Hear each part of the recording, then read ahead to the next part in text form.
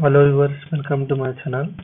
ವಿಡಿಯೋದಲ್ಲಿ ನಾವು KSET 2024 real analysis solutions discuss ಮಾಡ್ತಿದ್ದೀವಿ. ನಾವು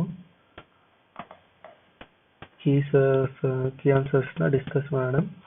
ಓಕೆ, 7th ಕ್ವಶನ್ ನೋಡಿ. 7th ಕ್ವಶನ್ಗೆ ಆಪ್ಷನ್ ಎ ಕರೆಕ್ಟ್ ಆಗುತ್ತೆ. Continuous and differentiable at x = 0. ಇದ್ರಿಗೆ ನಾನು ಸೊಲ್ಯೂಷನ್ ಕೂಡ ಅಪ್ಲೋಡ್ ಮಾಡಿದ್ದೀನಿ ಯೂಟ್ಯೂಬ್ ಚಾನಲಲ್ಲಿ, ಚೆಕ್ ಮಾಡಿ.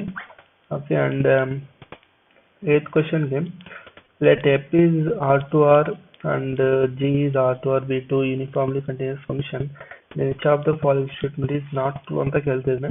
ಇದು ನಮಗೆ ಡೈರೆಕ್ಟ್ ರಿಸಲ್ಟ್ಸ್ ಇರುತ್ತೆ.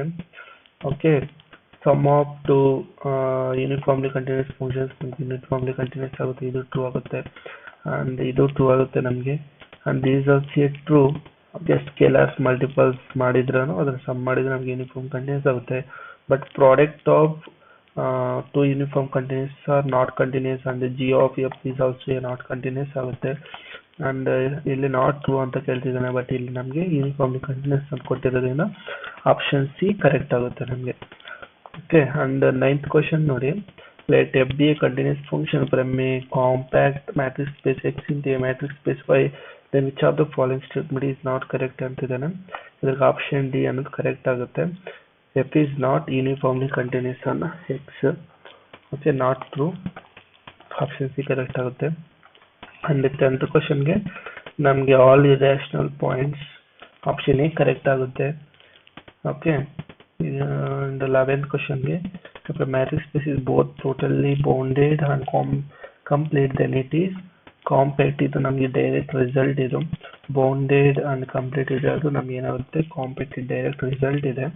and which of the following statement is not correct ಅಂತಿದ್ದಾನೆ. ಇದು ಕೂಡ ನಮಗೆ ಡೈರೆಕ್ಟ್ ರಿಸಲ್ಟ್ ಬೇಸ್ಡ್ ಕ್ವಶನ್. ಇದು ಕೂಡ a countable union of a countable set is countable.